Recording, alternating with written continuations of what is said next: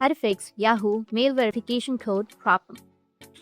So if you want to fix your Yahoo mail verification code problem, then what you need to do is first you just need simply open up your browser, make sure that you have an internet connection. Now navigate to login.yahoo.com, or you can also just simply search for Yahoo and then go with www.yahoo.com.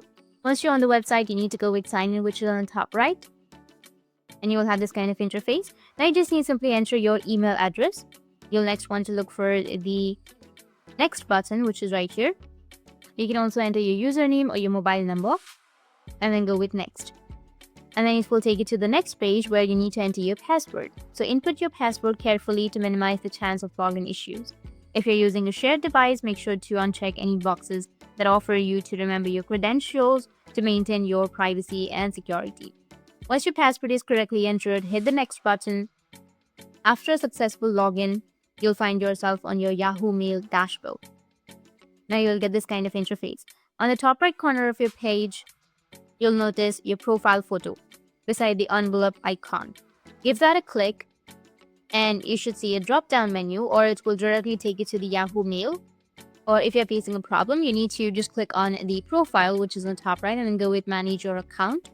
Go with agree and then click on the security section. And under security, you need to scroll down a bit until you find the help. You need to click on help, and here you will have your search. You need to search for verification. Now go and select the product in which you're facing the problem. Like if you're not receiving your code in your email, or if it's a problem with your two-step verification, or if it's a problem with your verification code and links, you need to go and select that option in which you're facing the problem. After that, you need to click on no. It will ask you, was this article helpful? You need to click on no, and then just click on other, and here you need to explain the reason, or you need to explain your problem. After that, go and send the feedback, and within a few hours or within a few days, your problem might be fixed. That's it, and if you have any questions, feel free to comment below. Thanks for watching.